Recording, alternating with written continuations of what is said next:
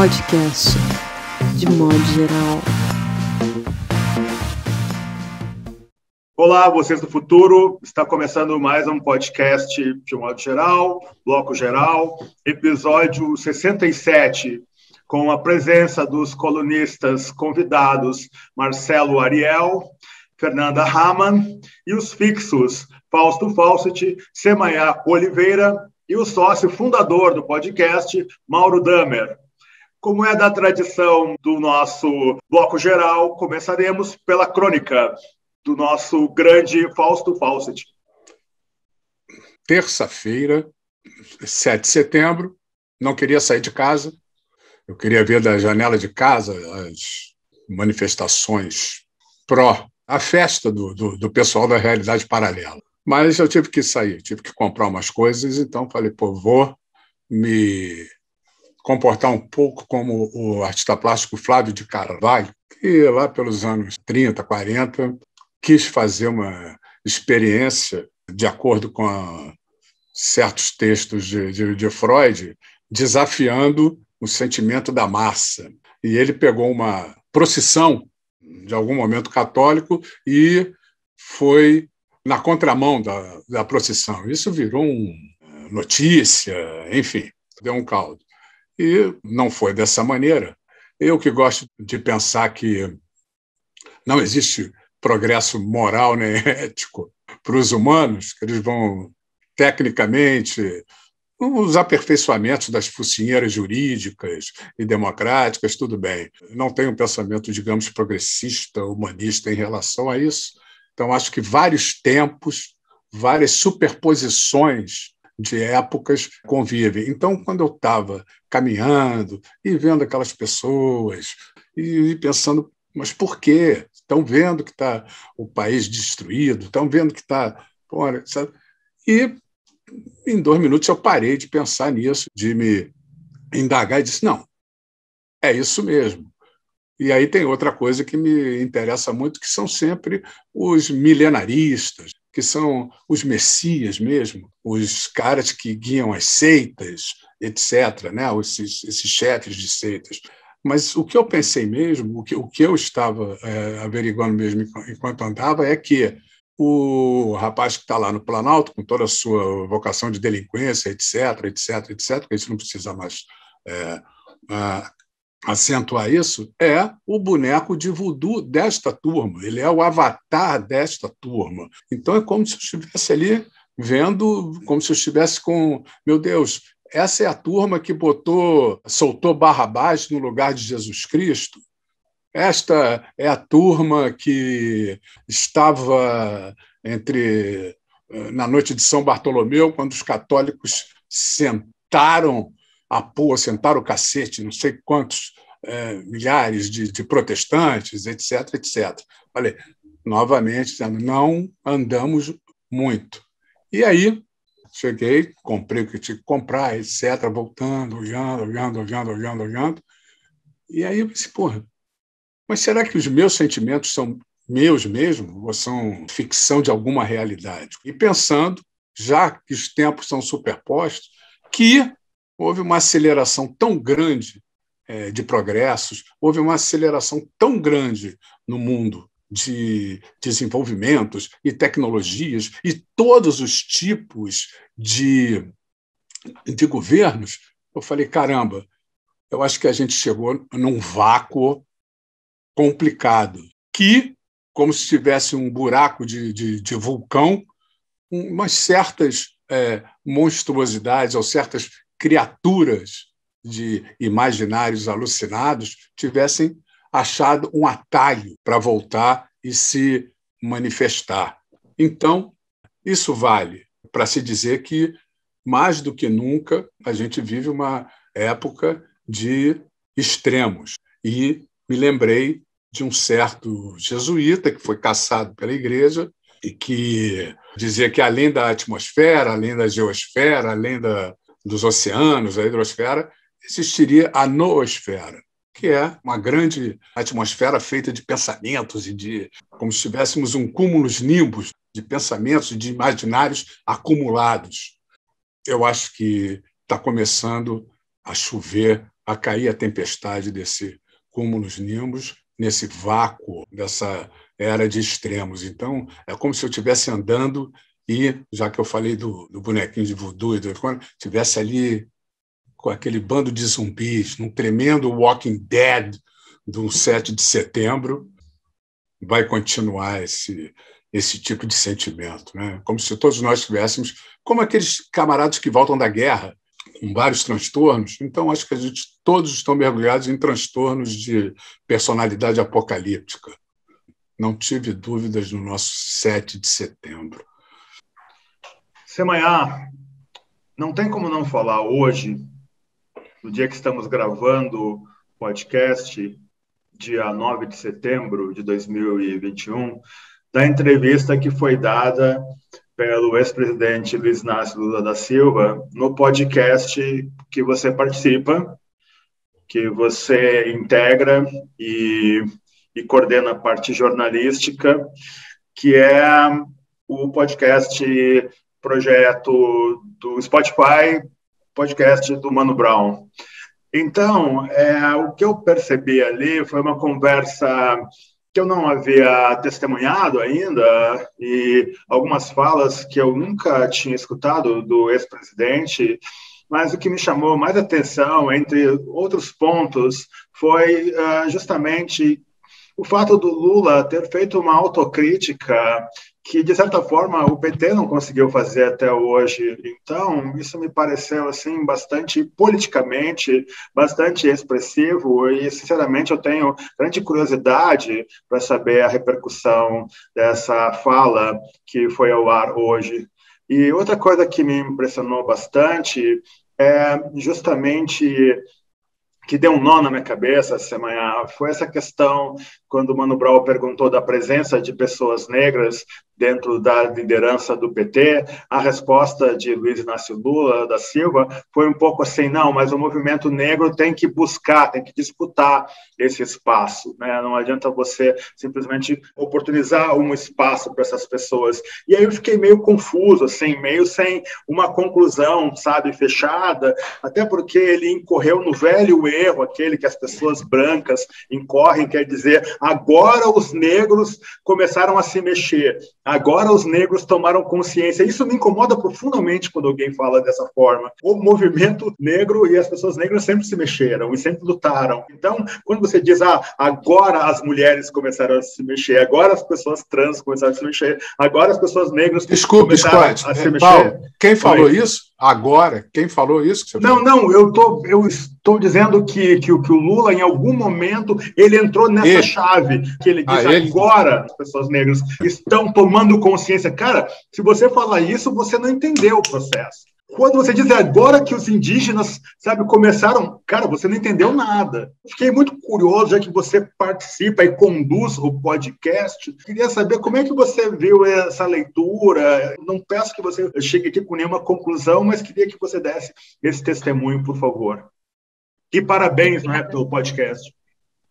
Obrigada, Paulo, de verdade. Olha, eu estava até bastante emocionada agora no trajeto vindo para cá, porque tem sido uma experiência e tanto, assim, trabalhar e fazer parte dessa equipe do podcast Mano a Mano, que é um projeto que foi idealizado, pensado por pessoas negras, né, topado pelo Mano Brown por isso também, e eu acho que fundamentalmente, não só por isso, não posso dizer, mas por isso também, eu sou convidada, faço o apoio jornalístico ali, então eu estou ali do lado, nas pesquisas, em pensar, né, como eu puder contribuir ali, pensando na parte jornalística e no que pode ser abordado durante as entrevistas, eu faço parte disso.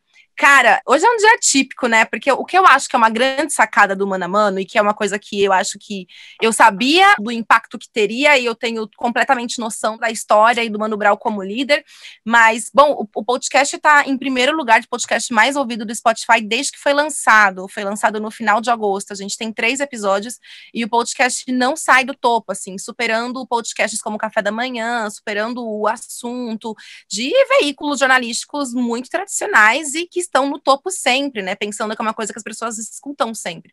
E aí, uma análise muito pessoal, que eu acho que o Brown, pela trajetória dele, ele conseguiu chegar na periferia e em regiões e em pessoas que não necessariamente se relacionam com o podcast, até porque o podcast é uma coisa muito burguesa ainda, né?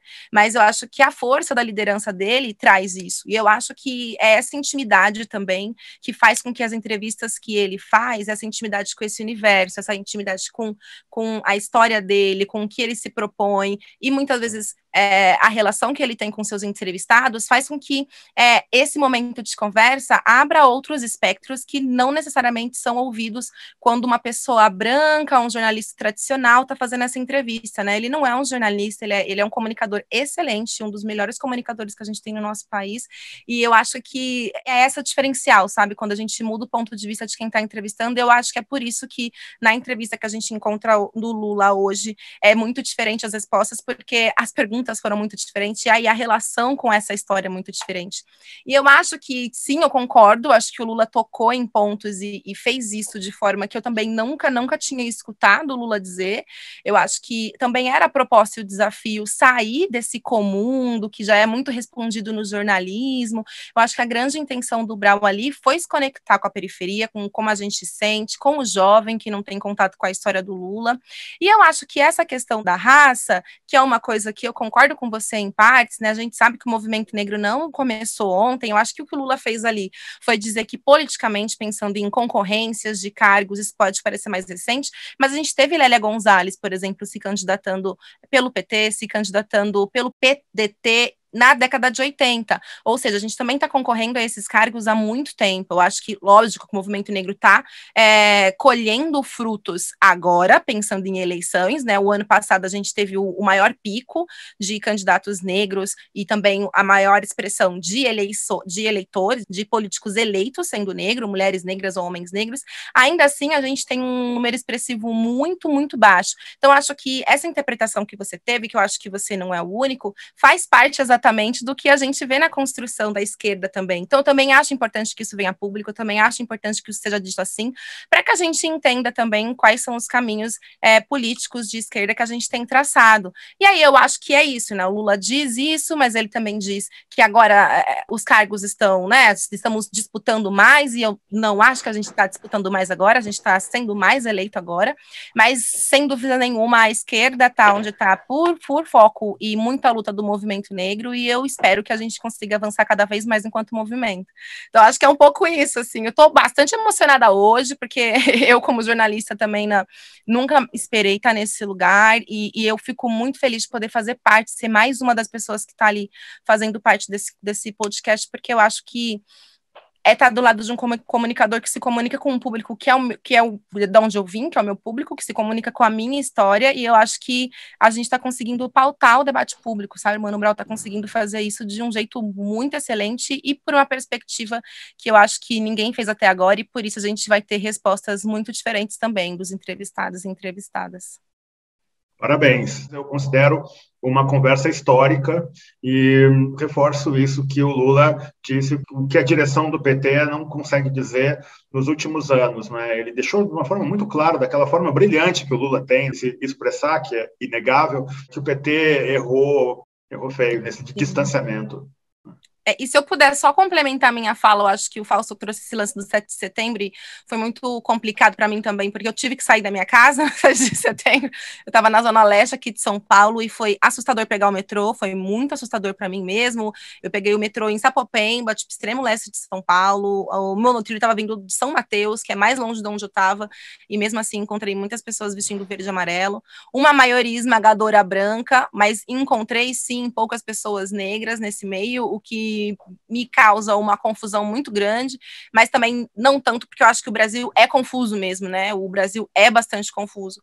Mas tem uma coisa que o grito dos excluídos rola há 27 anos no Brasil, assim, sabe? Então tá há 27 anos dizendo que existe uma independência inconclusa e que existe um outro caminho necessário para a independência. E aí a gente nunca viu uma cobertura midiática do grito dos excluídos como a gente viu nesse ano. Ou seja, né?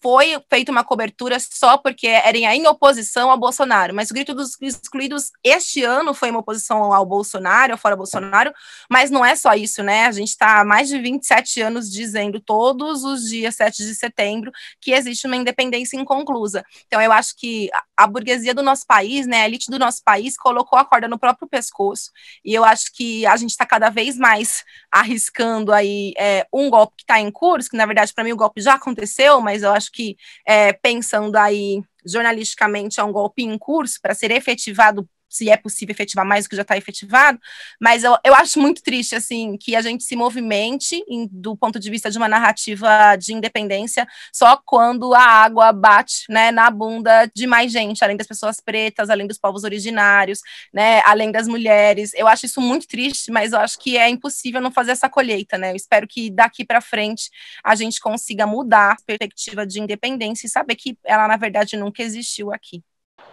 Foi legal, a Semayara também. Eu fiquei super feliz quando eu vi o podcast lá e eu vi o nome dela. Assim, puta que legal. Mas sabe que eu vou falar o seguinte: eu vou fazer um lapso de tempo, assim, que foi uma coisa engraçada, que assim, ó, na sexta-feira eu estava preocupado e com medo desse golpe e estava vendo, assim, estava pensando, puta, vai foder tudo, velho. O Brasil vai se fuder, a gente vai, né? Eu estava querendo comprar uma casa no campo, sabe? Assim, semana passada eu estava muito, assim, abatido pelo que estava se configurando como uma espécie de ato ou de ação bolsonarista e o fascismo que ia vir e tal. Estava super abatido por isso. E daí, na sexta-feira, uns amigos começaram o negócio de chamar o Bolsonaro de corno, né? E eu fiquei puto da cara com aquilo. Eu disse, mas que despolitização do caralho é essa? Como assim chamar o cara de corno, velho? Entendeu? Aonde que assim, eu querendo focar no neoliberalismo, né, na crise econômica, e assim, eu fiquei chocado assim, com a despolitização e que, com alguns amigos de comunicação, assim, fui procurar conversar e os caras, relaxa aí, corno, estamos entrando na mentalidade dele, eles só entendem essa mentalidade. Eu disse, que entrando, cara, tu não vai me mudar uma palha, chamar um cara de corno nunca foi ofensa, velho. E o brasileiro, pior, o brasileiro é solidário ao corno, né? Cara, o brasileiro produz uma espécie de vitimiza, e aí a mulher já estava aparecendo a mulher dele como ela tinha feito a rachadinha, então a mulher é a cafajeste que traiu e ele era o bom pai, né? Eu disse, vocês não estão vendo que vai dar merda isso aí não é, tem que... Aí eu fiquei chocado, fiquei brigando, os caras, relaxa aí, Maurão, tá, sextou, que sextou, velho, aí o fascismo aí, tá. Aí eu realmente estava muito chocado e muito tomado por isso, tá? E aí eu disse, tem que chamar o grito dos excluídos. Eu falei, aí eu vi o Freixo, algumas lideranças do PT dizendo assim, cuidado, pessoal, não vamos sair para a rua, tem que, sabe, eles vão querer um corpo, uma vítima. Eu disse, que vítima, vamos pro pau, velho. Aí eu achei um videozinho, me passaram um videozinho do Mussum, dos originais do samba, falando que tem que ir, quando alguém te chama para briga, tu não baixa a cara, né, velho? Tu não baixa, tu tem que ir, se alguém te chama para briga, tu tem que olhar o cara e encarar, né? E eu estava chocado, dizendo, mas tem que chamar o grito dos excluídos, temos que ir para lá, e as pessoas dizendo assim, não, vai dar violência. Eu disse, mano, vamos estar junto com o MST, cara. Quem bota medo nessa elite é o MST, historicamente, tal. Então vamos estar lá, eu vou ajudar o MST, cara. Aí fui para lá e estava super legal.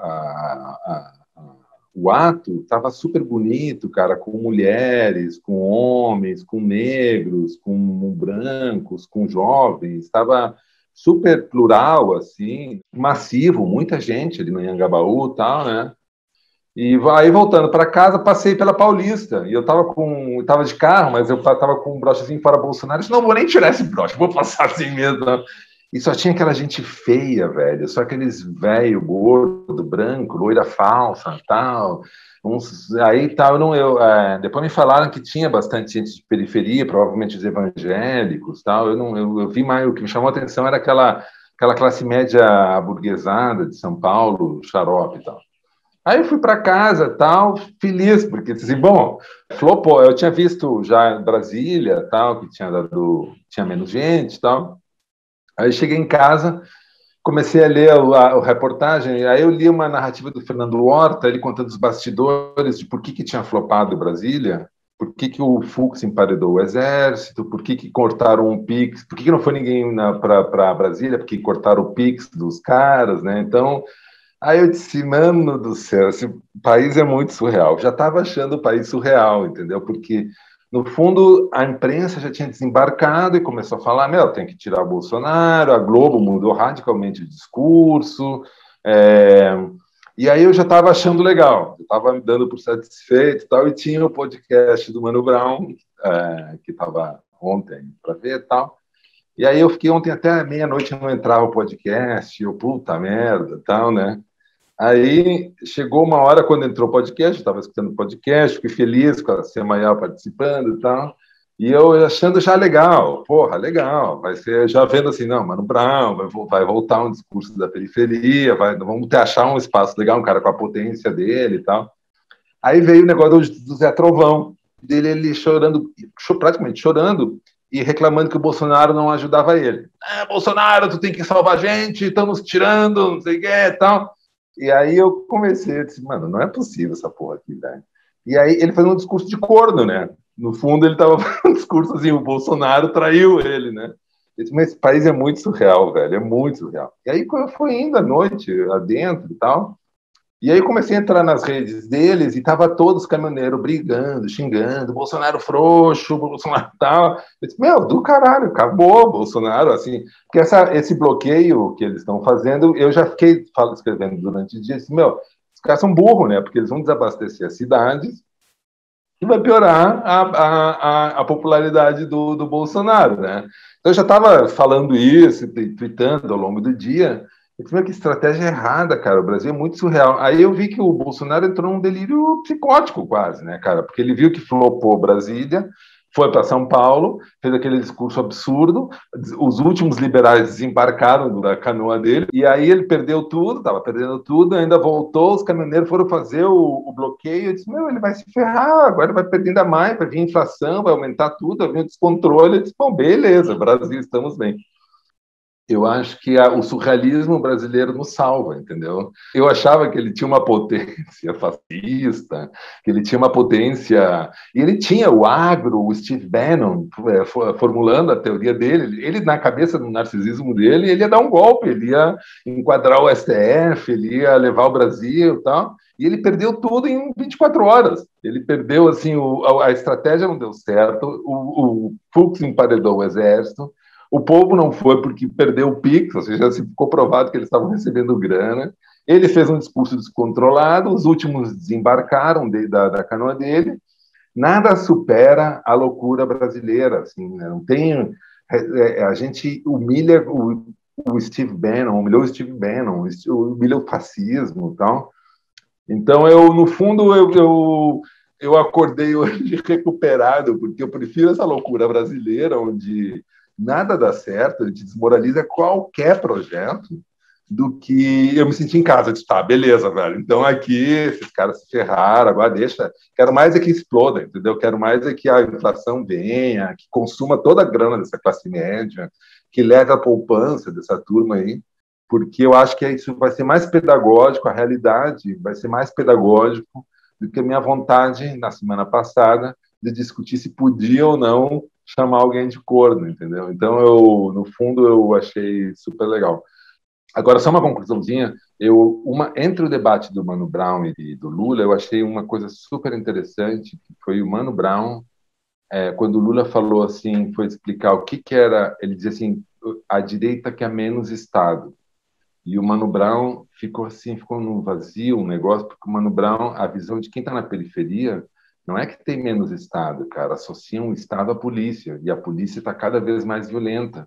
Então, pode ser que dentro dos gabinetes, dentro a gente acha que tem menos Estado, mas para quem está tomando o couro, a juventude, eles não entendem isso aí, porque eles associam o Estado à polícia, entendeu? Então, assim, eu achei que, tem uma dica aí, entendeu? O Mano Brown comunica mais que o Lula hoje com a periferia, com a garotada, porque mesmo que ele parecia que não estava percebendo, que eles não estavam se acertando sobre o que é o Estado ali, entendeu? Mas o Mano Brown tem uma certeza ali, que para a periferia, o Estado é a polícia, entendeu? Então, Perfeito. o Estado bate. Eu também saquei isso aí, concordo. Muito bem observado, Mauro. E eu concordo com a tua avaliação do surrealismo. Eu também achei muito correta. Fernanda Raman. Boa tarde a todas e todos. Mais uma vez é um prazer estar aqui com vocês. Eu gostaria de estar alegre como o Mauro, mas eu acho que o meu humor está mais próximo do Fausto, porque eu fiquei muito impressionada. Eu acho que mesmo que o Bolsonaro caia, para mim me impressiona muito essas pessoas que aderiram a ele. E assim, para além da quantidade de pessoas, que pode ter sido muito inferior à que eles pensaram, me parece que a qualidade, né, quem são essas pessoas? E assim, até como psicanalista, né, uma coisa que a gente percebe, como o Fausto bem observou, é que tem uma certa qualidade racional, né, na postura delas, né, quando o Fausto chama de zumbis, né, esse estado que parece hipnótico. O Freud, de fato, Fausto, como você mencionou, ele tratou disso num livro chamado A Psicologia das Massas e a Análise do Eu, né, em que ele analisa o fenômeno da massa. Né? O que é uma massa? Se a gente pensar assim, torcida organizada de futebol, uma contra a outra, ele vai falar que a massa, um sujeito numa massa, ele tem um rebaixamento intelectual pela própria estrutura da massa, né? Ele pensa menos, ele é mais irracional. Então, um sujeito que sozinho talvez não desse um soco na cara do outro, quando ele está dentro daquela massa, no meio da torcida organizada, pode ser que ele bata em alguém, por uma estrutura de contágio. Freud diz que tem esse fenômeno que as pessoas vão se contagiando na massa e vão tomando atitudes que elas jamais tomariam sozinhas. Isso numa massa acéfala, como uma torcida, né, que não tem um líder forte ali. Agora, com uma massa que tem um líder forte, esse líder pode usar todo esse potencial irracional, hipnótico, de contágio da massa a seu favor. Então, o Freud, no livro, ele aborda duas instituições, a igreja e o exército. Então, vamos pensar na igreja, né? A igreja tem o sacerdote, que é esse grande líder, que é o representante de Deus na Terra, que é tão santo que nem trepa. Então, assim, as pessoas investem nesse líder uma idolatria, no sentido de que elas abrem mão de um pedaço do seu eu e investem no líder. Esse líder é um pedaço de mim. Ele fala por mim, ele me representa. Então, é uma identificação muito forte. E no caso do exército, também, porque, bom, o líder fala para você, ó, vai ali, ou você vai matar ou você vai morrer. Você não pode parar para pensar, né? Não, peraí, eu não quero matar ninguém, eu também não quero morrer. Você não pode pensar, né? Quando o líder falar, você vai. Né? Porque o líder é um pedaço de você. Você investiu no líder um pedaço do seu narcisismo. Então, ele diz, está dito. O Bolsonaro, o que eu acho assim, me impressiona, é que ele conseguiu reunir em si elementos da igreja e do exército. Ele é esse ex-capitão, a gente sabe que ele é tão golpista, que ele deu golpe, até tentou, né, dar golpe até dentro do exército, foi expulso, mas ele usa, né, esse título de ex-capitão. E ele, claro, encheu o seu governo de militares. E ele também tem elementos da igreja. Ele é esse Messias, ele tem esse nome. Né? Ele suscita essa adoração que a gente vê lá, quando ele fala com cercadinho, a gente vê no rosto das pessoas. Né? Uma adoração, uma idolatria quase religiosa, né? Messiânica, de alguém que vai salvar o Brasil. Né? Então, às vezes, eu acho que isso pode cair num problema, porque quanto mais ferrado um povo está, mais ele vai achar que ele precisa de um Messias, de um Moisés para abrir o Mar Vermelho, né? Para o povo passar. Né? Então, eu tenho medo de que, paradoxalmente, se essa crise econômica se agravar, mais essas pessoas se inflamem, acreditando que é o Bolsonaro que vai salvá-las. Muito bom, Fernanda. Marcelo Ariel, muito feliz com o seu retorno ao podcast. Você que também é uma espécie de colunista intermitente do podcast. Existe uma força política no Brasil, ela se configura de maneira subterrânea, né? Chamada Ninguém, que já foi representada pelo Lula. Lula já foi esse ninguém selvagem. Essas pessoas totalmente excluídas de qualquer processo, que vivem uma derrisão programada, vamos dizer assim. E, por outro lado, também estamos numa evolução destruidora, né, como país. Eu acredito que o Brasil acabou. O Brasil está morto. O que nós chamamos de Brasil, vivemos aí certas miragens, e como diz o Fausto, nessa noosfera, caem fragmentos, estilhaços oníricos, surrealistas, disso que já foi o Brasil, mas nós estamos nos movendo nas ruínas do Brasil. Eu acho maravilhoso que o Brasil morra, que o Brasil realmente esteja morto, porque isso que foi fundado em genocídios e massacres jamais será um lugar de viventes dignos. Eu nem gosto da palavra cidadania, que dentro da evolução destruidora as cidades vão ser, de certo modo, abandonadas, né? Vão ter que se transformar, né? As cidades hoje são fábricas de doença mental, de suicídio, de neurose, de depressão, em geral. As florestas também, claro, que elas são acuadas pela cidade, né?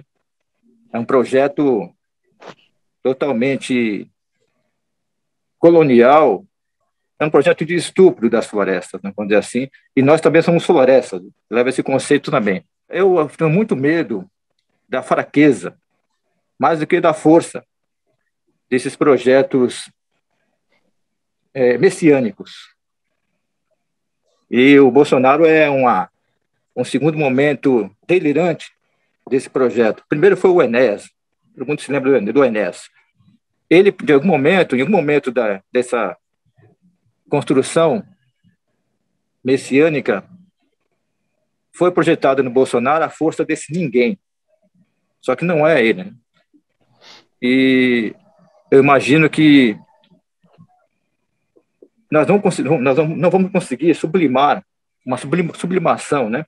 Uma sublimiação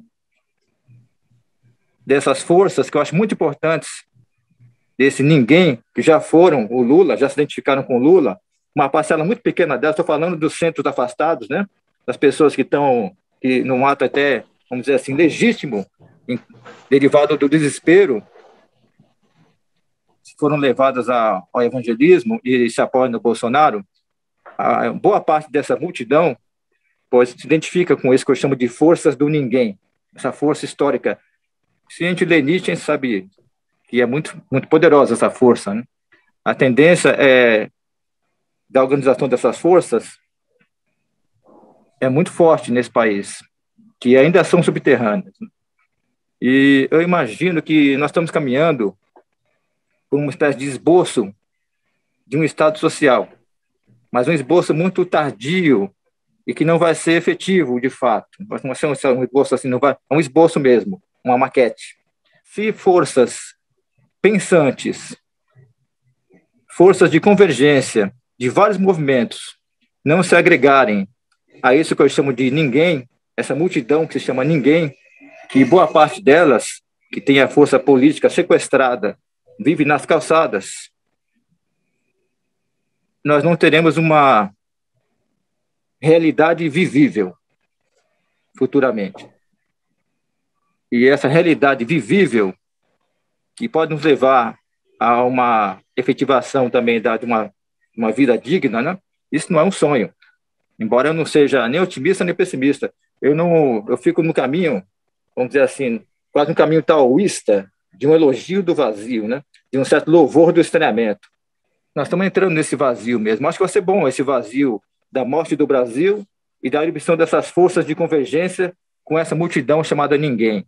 Em relação à política, o Bolsonaro não se tornou ninguém. Eu falei isso no começo, eu acho que eu vou corrigir. Ele se tornou um zero à direita. O ninguém ainda não é. O ninguém se identificou com o Lula. Eu acho que o Mano Brown está mais próximo de conversar com essa força chamada ninguém. Em algumas canções dele aparece assim, ninguém é o homem na estrada, na música dele. É a mulher na estrada, é o indígena na estrada, é o sem terra, o sem teto na estrada. Somos nós, né? Nós somos também um pouco esse ninguém. E eu só sonho com uma coisa, uma convergência de fúrias. A gente precisa da fúria nesse país. Eu concordo com o Mauro. Temos que sair para o pau mesmo. Temos que quebrar geral mesmo, compreende? Romper. Nós temos que tornar as ruínas pó, para que das ruínas não se erga o mesmo Brasil que havia antes, que é muito forte ainda. Então, que se fala hoje em terceira via, a organização de forças liberais, né, ultraliberais, é uma coisa estranha essa transformação do Brasil, numa mistura de Haiti com Índia. Existe um anti-Brasil que se organizou para destruir o Brasil, que ele pode retornar como uma reiteração de forças coloniais imperiais, que agora atendem como forças ultraliberais, né? Essa questão que Marcelo destaca vem um pouco na linha que foi levantada de uma maneira mais concreta no último 13 de maio, que para mim foi o desencadeador, não é, desse retorno da ocupação dos espaços públicos, e pude participar na Paulista naquela noite que não era muito fria, mas também não era uma noite, enfim, de outono, e que ali se esboçou, meu caro Marcelo, uma questão, para mim, central no debate hoje, que é essa inclinação para as conciliações, sabe? As conciliações, de certa forma, elas não são mais possíveis. De alguma forma, as lideranças, e aí, Semaia, eu olho muito para a minha geração, né? E eu sinto assim, talvez por eu ter me apresentado publicamente, já está fechando 20 anos como autor publicado, coisa e tal, eu sinto que nesse fluxo de publicidade no qual eu me envolvi, ele está sendo submetido a uma troca, a um final de ciclo, assim, sabe? E eu percebo, assim, essa coisa das gerações, né, dos 20 anos, e a incapacidade de percepção das lideranças da minha geração em compreender os reais desafios. Então, você vê esse deslocamento para pessoas tipo Emicida, Criolo, Mano Brown, aliado a um volume importante de mulheres negras acadêmicas, mulheres brancas acadêmicas ou não, espaço político.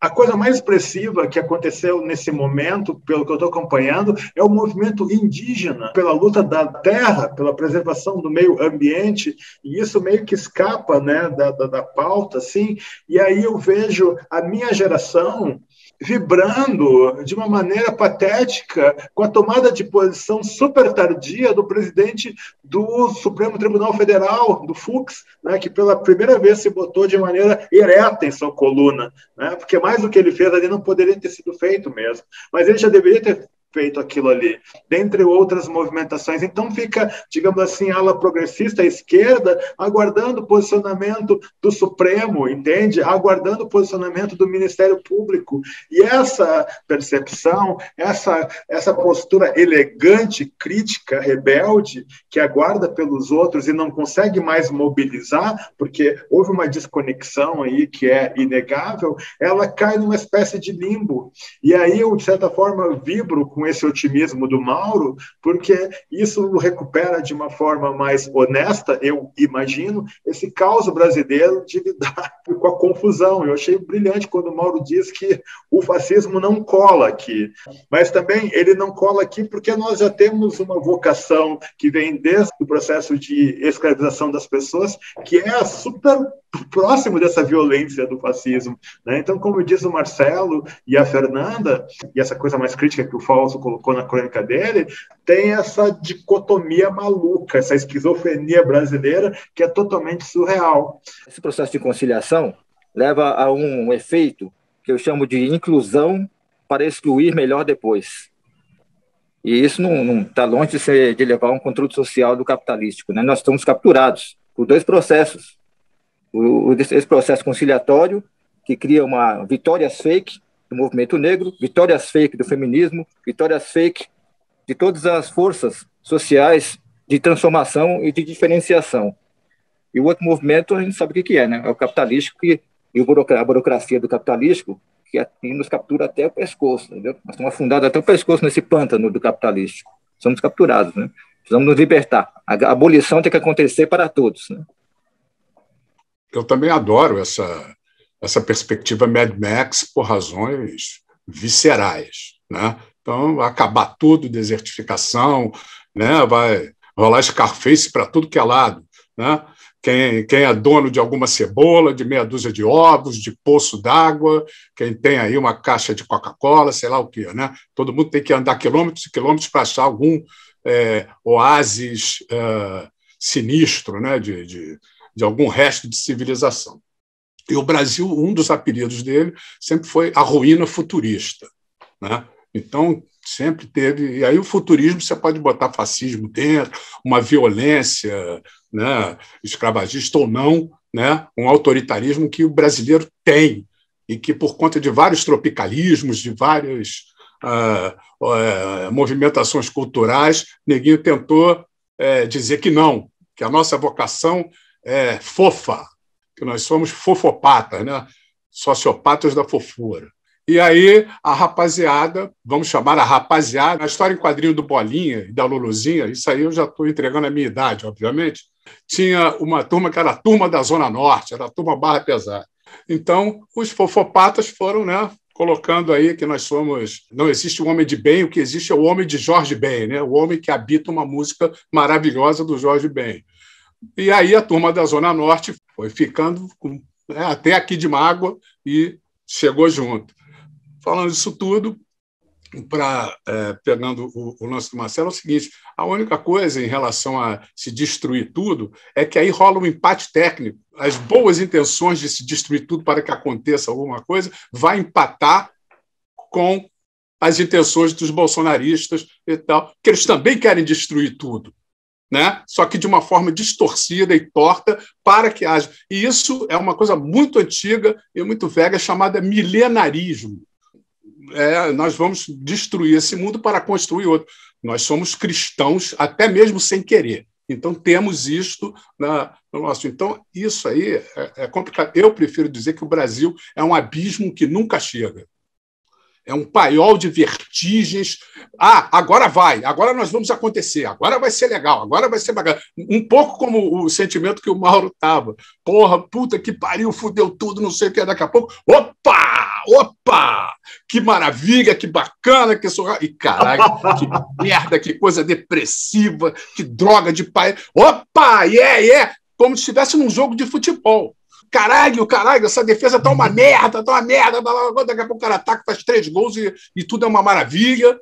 Então tem esse tipo, né? Então, para mim, ele é assim, agora vai acabar. Não acaba. Olha que inferno. Que aí eu estou com o Marcelo, então acaba. Mas aí ele não acaba.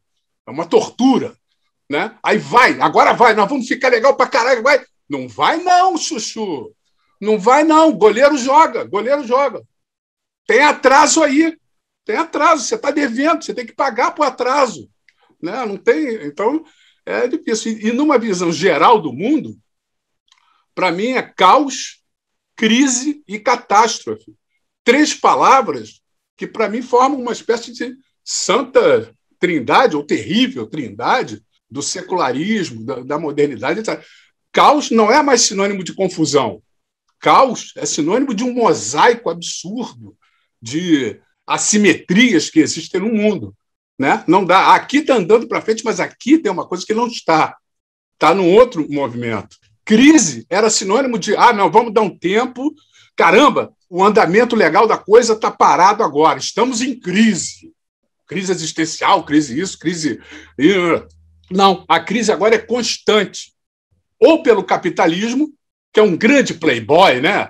E catástrofe, no teatro grego, era aquela situação que vai virar de cabeça para baixo. E é o que a gente está o tempo todo.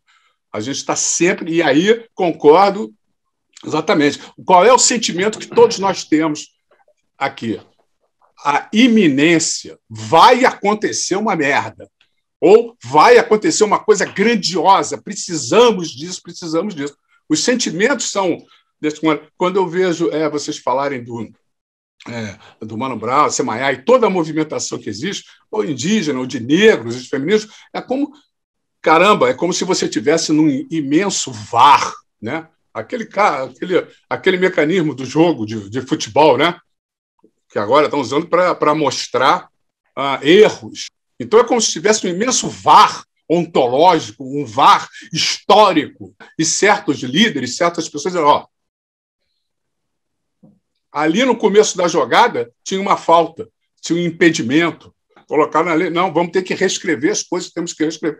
E o Brasil é sinistramente privilegiado para isso, é ter a perspectiva de ver o caos, a crise e a catástrofe. E, só para terminar, o que a Fernanda colocou lá no livrinho do Freud, sobre as massas, a diferença é que agora você não tem uma coisa centrípeta, quer dizer, você não tem um partido, você não tem o Hitler, não tem o Mussolini, não tem... ele chega e coloca aquela atração toda. Exatamente. Agora são as pessoas que fazem isso. Elas são os Hitlers, elas são os Mussolinis, elas são o que vocês quiserem. Esta é que é a diferença. Foram empoderados. É o super ninguém com o todo mundo. Eu vou pegar a barca aí, mesclando o Marcelo Ariel com o Fausto, porque eu acho que eu me encontro muito quando o Ariel diz que o Brasil acabou, porque eu acho que realmente acabou. E também não acho que acabou porque vai vir uma coisa muito melhor a seguir. Eu acho que a gente está num acabou por muitos anos, sabe? A gente está no fim, sem nada vindo aí no horizonte. Eu acho que o que acabou, na verdade, foi a mentira de que a gente estava vivendo bem, de que a gente convivia, de que a gente podia conversar, sabe? Então, assim, ver branquinho no metrô com uma camiseta do Bolsonaro, para mim, é muito significativo. Porque quando eu vi as pessoas com a camiseta do Brasil, não sei exatamente o que essas pessoas significam. Eu também usava a camiseta do Brasil, não tinha problema nenhum com a camiseta do Brasil, entendeu? Não tinha problema nenhum com verde e amarelo, pô. Na Copa eu via lá os meninos pintando a minha rua de verde e amarelo, eu usava a camiseta do Brasil. Hoje eu acho que a sensação que eu tive, eu tava conversando com minha namorada, a gente tava no metrô, e aí eu cochichei no ouvido dele assim, será que quando a gente usava a camiseta do Lula e o vermelho, eles ficavam falando tão mal da gente como eu tô falando deles? Porque a minha sensação é de raiva e ódio mesmo. Mas pelo menos essas pessoas têm cara agora, entendeu? Então, com certeza, elas estavam me odiando há muito tempo, velho. Quando eu andava com a minha camiseta vermelha. Eu não sabia quem essas pessoas eram. Eu não tinha a menor ideia de onde elas estavam, entendeu? Porque muito possivelmente elas estavam vociferando ali o seu ódio contra o que eu posso significar, contra as pessoas do meu bairro podem significar, entendeu? Contra sei lá quem mais pode significar, entre elas. Então eu acho que isso daqui, sabe, e esse fim que a gente está vivendo agora, é um fim de realmente, eu tô contra você, eu estou oficialmente contra você, e eu estou com a minha cabeça fodida, eu estou exausto, o Brasil me cansa, mas pelo menos acabou o Brasil que dizia que o racismo era velado. Acabou o Brasil. Acabou o Brasil que dizia que bater em mulher não se podia se meter a colher. Acabou o Brasil que dizia de Deus de uma forma única. Então, eu acho que, para mim, esse Brasil, de fato, ele está no fim, ele acabou, ele é decadente. E por isso eu comecei dizendo que eu acho que a própria burguesia, a elite branca, colocou a corda no seu próprio pescoço, porque eles gostavam dessa mentira. Eles gostavam desse Brasil de ilusão. Tava muito confortável para todo mundo. Tava confortável para todo mundo. Nunca teve confortável, tá ligado? Tipo, para quem vem de onde eu vim ou de outras pessoas daqui também vieram. Nunca tava confortável. Mas tava confortável para alguém. E isso eu não vou dizer que hoje tá todo mundo desconfortável igual, porque não tá. Mas tem uma narrativa aí que chegou no abismo, entendeu? E eu não sei para onde a gente vai, eu não sei o que a gente vai criar daqui em diante. Eu não acho que daqui 5, 10 anos a gente vai estar o Ru incrível. Eu não acho. Mas eu acho que ver a morte de uma narrativa que ainda nem é a morte para muitos, eu acho que a gente está acordando para isso de pouquinho, porque muita gente não consegue entender o que está acontecendo. E vai levar muito tempo para que mais gente entenda. Mas eu acho que existe uma morte aí, sim, latente, real, e que vai fazer com que, aos poucos, mais gente acorde. Eu espero que, pelo menos, essa morte aconteça e seja real. Eu acredito que essa morte aconteceu e eu estou muito feliz que ela tenha acontecido. Isso que o Paulo falou sobre o tropicalismo é bastante interessante, né? Porque, de alguma forma, se conjuga com o que a Semaia e Marcelo disseram, né? De estar muito bom para volume importante de pessoas, o que estava acontecendo desde 2000 e pouco ali, com a chegada do PT ao poder, que perpetuou várias violências, consagrou, cristalizou, sabe, tá muito bom para muita gente, né? E essa turma do tropicalismo, como o Fausto colocou, é uma parte desse engajamento, né? Grande parte da nossa tristeza ou frustração é porque a gente se julga capaz de entender, né, as forças que estão ali. Então, quando a gente se depara com o mundo real, a gente vê que a gente não é nada, entendeu? A gente é uma espécie de tentativa de entender, né?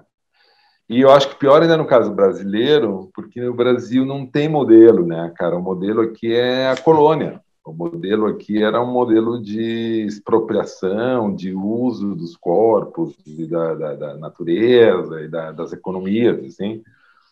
E ali, quem conseguia, por algum tempo, se engajar em algum processo e sacava algum benefício, sacava algum lucro, sacava alguma parte, e daqui a 10 anos vinha de novo um outro ciclo, e aí a coisa é uma lógica mercantil quase, assim, né? Uma lógica exploratória. Então, isso vale para a economia, mas vale para as teorias também. As teorias também conseguem, né? E eu acho que também isso daí é uma coisa que eu acho que aconteceu com o PT e uma grande frustração que eu acho que aparece aqui na nossa conversa várias vezes, porque em algum momento a esquerda julgou que aquilo era possível, sabe? Que era possível gerir esse caos, gerir essa grande máquina brasileira colonial, assim, e criar uma espécie de bem comum para todos, né? Um pouco, bom, enfim, um pouco de inclusão, um pouco de crescimento econômico e tal. E o que a gente está vendo hoje é que exatamente aqueles que mais conseguiram acumular um pouco, porque claro que assim, teve negros que entraram na universidade, tiveram pobres que entraram no mercado de trabalho, assim, teve algumas conquistas, mas aquela classe média que conseguiu acumular, comprar um carrinho novo, um apartamento, uma conta no banco, ela se tomou de uma soberba, como se ela tivesse aquela conquista, produzido aquele crescimento econômico, e não aquilo fosse fruto de um arranjo histórico, vamos dizer assim.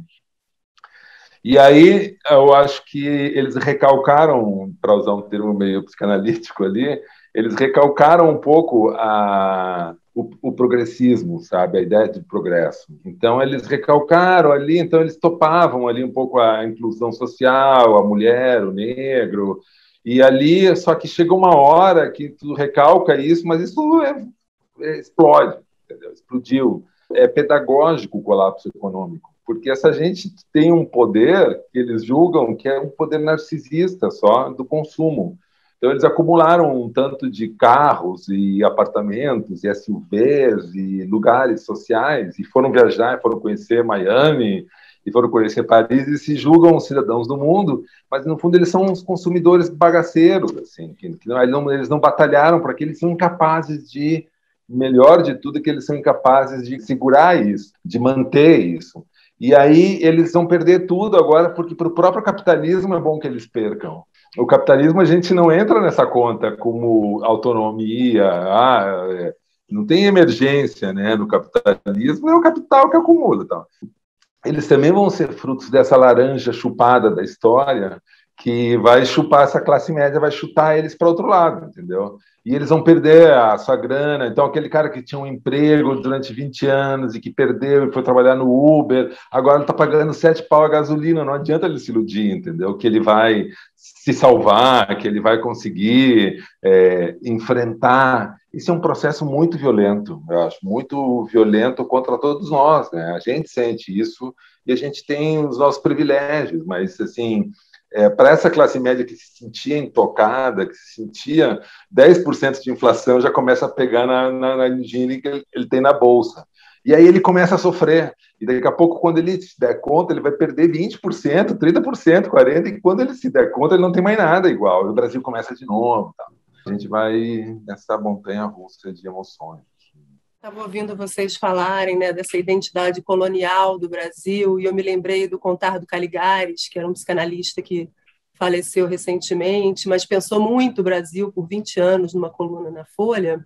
Ele tinha essa perspectiva privilegiada de um estrangeiro, né, que olha de fora, o que para a gente já é muito naturalizado, né?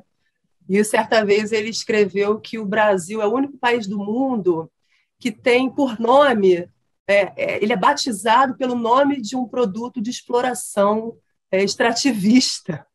O nosso nome é esse, Brasil. Né? Então, é um lugar onde os europeus vinham fazer coisas que na sua Europa civilizada eles jamais fariam.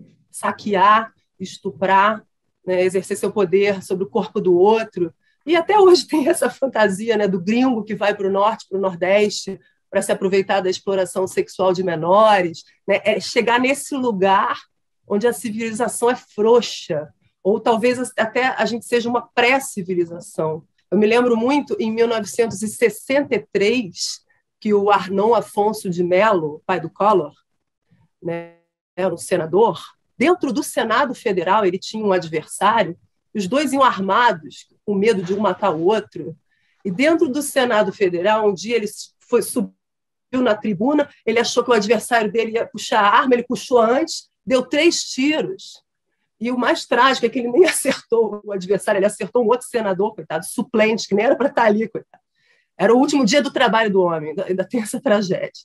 E ele morreu assassinado por um senador da República dentro do lugar que deveria ser um contorno diplomático, um contorno de palavras, de leis. Leis são palavras, né? As leis são feitas de palavras. Era para ser um contorno civilizatório para a barbárie. E a barbárie eclodiu ali dentro. E o que aconteceu com esse senador? Nada, simplesmente o filho dele, poucos anos depois, se tornou presidente do Brasil. Eu sinto que não sei nem se dá para a gente pensar o Brasil como civilização, se ele precisa morrer, porque eu me pergunto se o Brasil um dia já nasceu como civilização. Será que o Brasil um dia já nasceu como civilização?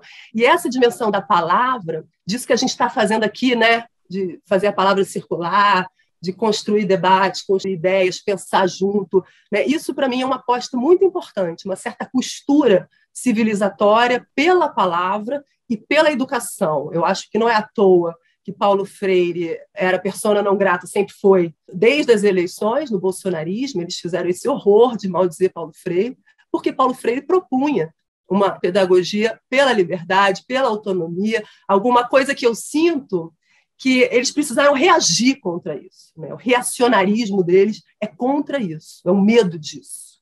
Então, acho que é para essa direção que a gente tem que ir. Abismo que nunca chega, que bonito isso, hein? Tem uma vantagem, o abismo ele nasce de uma racha, né, no mundo.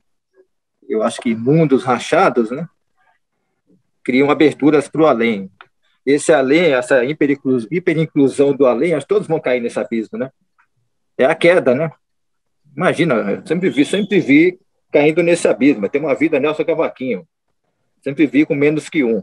Agora, imagina um mundo inteiro que vai viver com menos que um, né? E viver com menos que um sendo vários. Isso que é o louco. Imagina o mundo inteiro caindo nesse abismo maravilhoso aí. Pô, eu tenho uma ansiedade dessa chegada do abismo aí. O caos eu acho maravilhoso. Tem aquela frase do Bob Dylan, né? Que ele fala assim, a pergunta não é se eu aceito o caos, é se o caos me aceita. Então, às vezes aparece evangélico assim, você aceita Jesus? Eu não, aceito o caos. Primeiro, o Bolsonaro é uma pulga da história, compreende?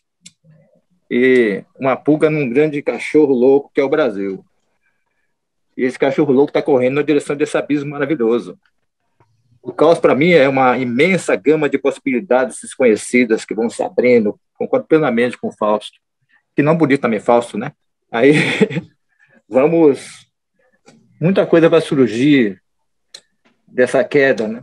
Eu acho que nós vamos ter que administrar a queda nos próximos anos da nossa vida.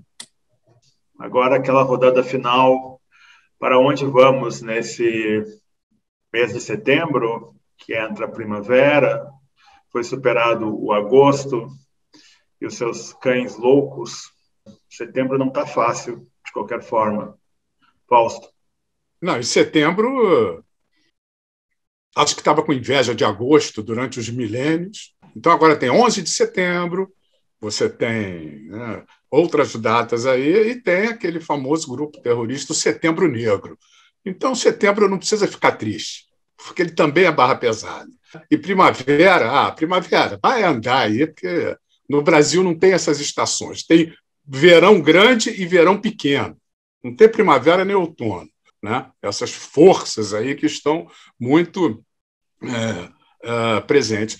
Então, eu acho que nós vamos para o de sempre, desde que o Sapiens se meteu lá com os Neandertais, etc. Encruzilhadas inéditas, porque nós somos um ensaio rumo a não se sabe o quê, um ensaio mamífero rumo a não se sabe o quê. E o Brasil, novamente, é um farol destrampelhado, né? jogado no mar, assim, no meio de uma tempestade, e fazemos parte, e concordo aí com o Marcelo, é isso mesmo. É a pulga e nós somos um grande cachorro. Aliás, o livro que eu estou escrevendo chama-se Cachorrada Doentia, né? Que vai rolar aí. Bom, então, estamos aí, vamos uivar juntos, né? Um super ninguém com todo mundo num uivo só. Né? Uma consideração para o setembro é o seguinte, ó, o que me choca ainda é que, frente a tudo isso, eu estava conversando com um amigo que é super petista, tal, super lulista, né? E tu vê como, assim, em alguns ambientes eu sou considerado lulista, em outros eu sou considerado um pequeno burguês anti-lulista, né? Então, eu acho que é o destino do Brasil, né? Cada um está numa loucura. Mas aí eu falava para ele, porra, eu acho perigoso o Lula ser o candidato de novo, entendeu? Porque eu acho que a gente entra num caminho meio napoleônico. O grande erro, eu acho, do PT foi que o PT era contra a reeleição, aí a FHC comprou a reeleição e depois, quando se tornou conveniente reeleger o Lula, o PT esqueceu que era ruim uma reeleição e a gente paga esse preço até hoje, que é ter reeleição. Então, a gente está tendo que aguentar o Bolsonaro. Se não existisse reeleição, por exemplo, a gente não teria tanto problema em ter diabo aí, que é o Bolsonaro, assim, porque a gente saberia que ele ia embora, entendeu? Então, eu acho que também, se tem uma autocrítica que deve ser feita, é um pouco essa hipocrisia que a esquerda ou a sociedade brasileira faz, um pouco que as conveniências, né? Então, em determinado momento é conveniente e tal. Aí eu falava para esse meu amigo, disse, porra, eu acho que por exemplo, se o PT não tivesse lançado a reeleição da Dilma, que era uma política fraca, ela foi eleita, tá, mas aí talvez a direita não tivesse percebido ou não tivesse se sentido tão impotente e não tivesse apostado tantas fichas e o próprio centro democrático não teria migrado para o lado do Bolsonaro, entendeu? Então, a democracia é um troço mais óbvio também, cara. Se alguém se perpetuou muito tempo no poder, a reação é que tá. Então, por exemplo, para defender o legado lulista, talvez fosse melhor não ter tanto Lula, entendeu? Já que o legado era, dentro do possível, era um bom legado, mas daí a ganância, a gula, a conveniência nos impõe essa coisa. E aí esse meu amigo diz assim, mas vencer o Lula é melhor, porque daí ele é o que melhor, é a melhor opção no momento. Eu disse, eu vou votar nele, cara, entendeu? Mas eu acho que é uma tarefa da esquerda construir alternativas. Assim, o materialismo histórico nos ensina isso, entendeu? A história materialmente ensina que se tu te perpetuar no poder, uma hora a oposição vai lá e vai te tirar com meios ilegais. Né?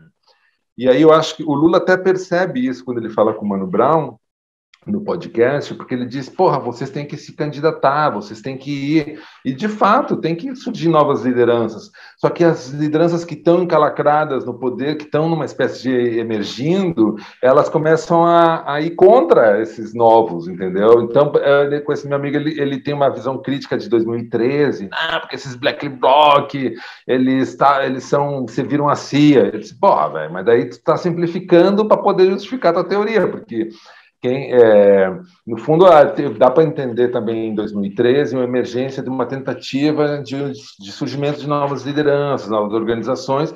O próprio PT não entendeu isso muito bem, daí trata isso como se não... Então não se renova, entendeu?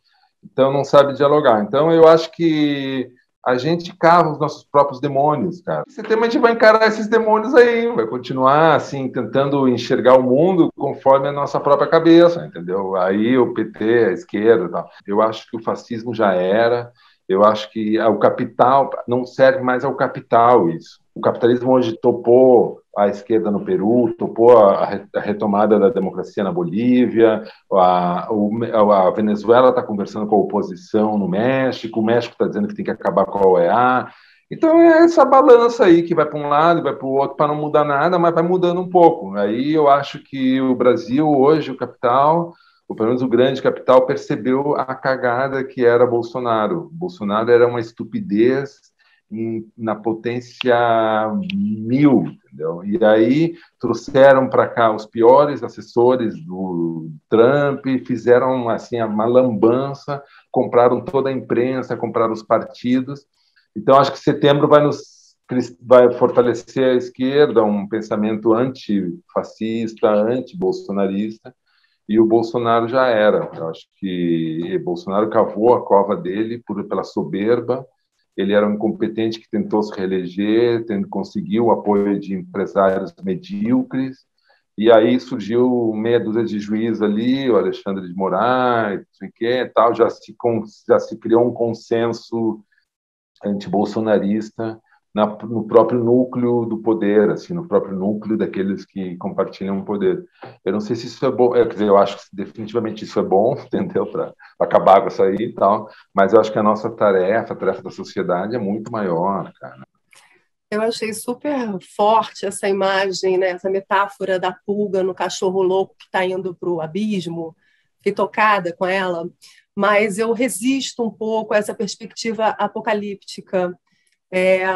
Tem um livro do Humberto Eco, né, que é Apocalípticos e Integrados, que diante do novo, desse novo que a gente não conhece, algumas pessoas acham que é o apocalipse e outras pessoas ficam totalmente pacificadas e meio inertes, né, totalmente aderidas a esse novo.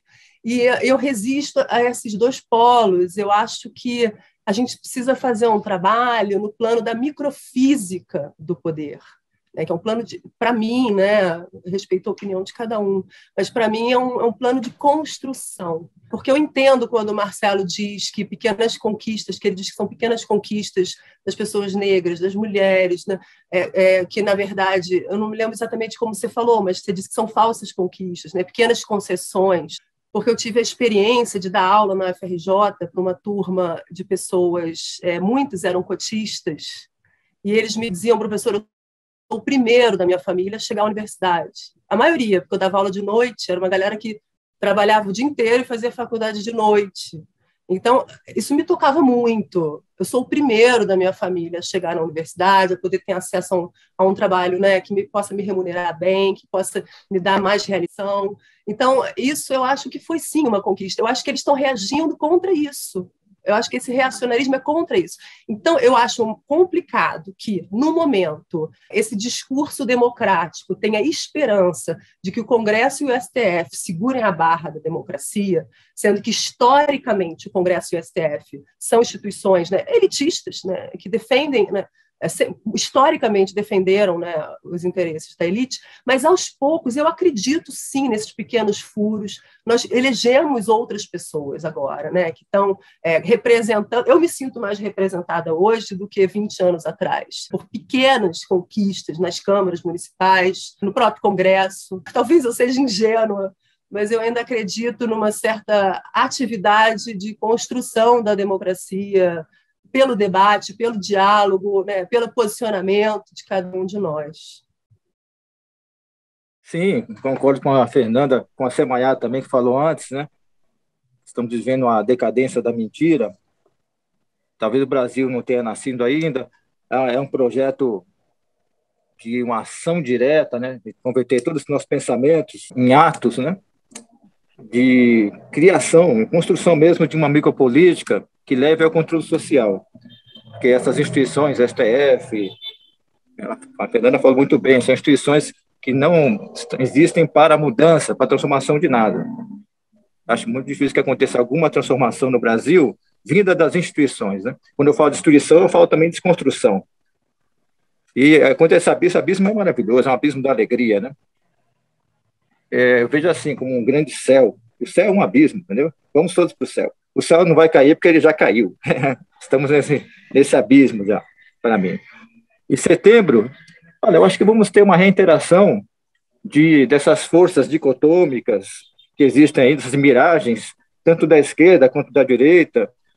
Vai existir um bolsonarismo sem Bolsonaro, meio patético, que vai se organizar em torno de algum outro nome messiânico, mais moderado, que não sei quem é, não será o Dória, por exemplo, né? Por outro lado, existe essa ilusão da terceira via, que a imprensa da direita reitera também, quer construir. Acho que a gente vai ver muitas miragens e a realidade é o preço do feijão aumentando, o preço da gasolina aumentando. É mais um mês de delírio, né? Maravilhoso mês de delírio. Mas, claro, a fala de todo mundo aqui constrói um pensamento caótico, multifacetado, de diferenciação, e o que cada um disse, para mim, eu carrego um pouco de luminescência, vamos dizer assim. São pequenos fragmentos que, quando se cola todos eles, há uma certa luz, né? E para iluminar o caminho, assim, o mínimo caminho na direção de forças que eu chamo de amizade, a arte, a alegria, né, do encontro. Tomei a segunda dose também. Vamos descontar para tomar uma cachaça aí, gente. Vamos tomar uma cachaça no lugar aí, umas cervejas. Eu acho que a grande questão do Brasil é o presente. Em setembro, ainda não chegaremos no presente, na atualidade, compreende? O Brasil não consegue ter um presente, chegar no presente.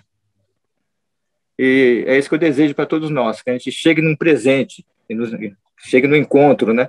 Que a gente faça, que a gente volte a acontecer. Parece que nós paramos de acontecer. Nós paramos de acontecer como seres viventes mesmo, como forças, né?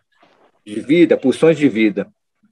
Vou usar um termo aí que parece até meio vago, mas não é.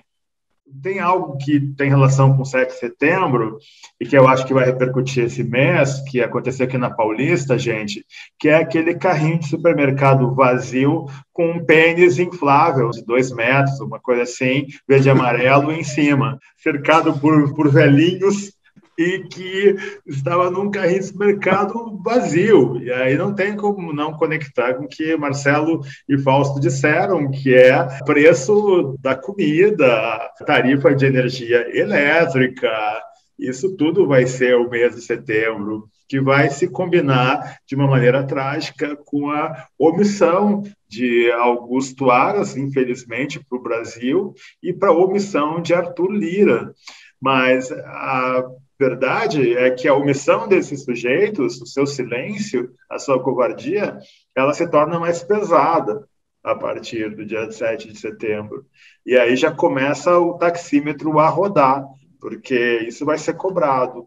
E não tem ganho imediato que supere a persona que esses sujeitos políticos, pelo menos o Arthur Lira, vai ter que vestir o ano que vem nas eleições, porque as apostas foram feitas, eu acho que o Centrão ganhou, com certeza, por enquanto, né?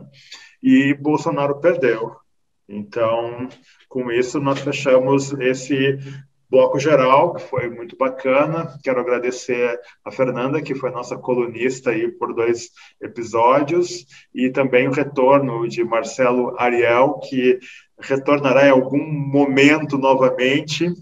E Fausto e Mauro, nos vemos no começo do mês de outubro, para fecharmos a temporada. Certo? Muito obrigado. Beleza. A vocês, a quem nos escutou, e até a próxima. Valeu. Valeu.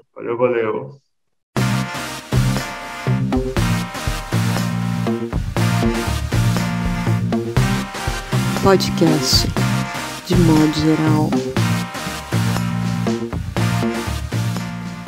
Realmente o Bolsonaro é uma pulga, completamente louco e tal. Chegou ali por uma macumba e por arranjos, etc., né?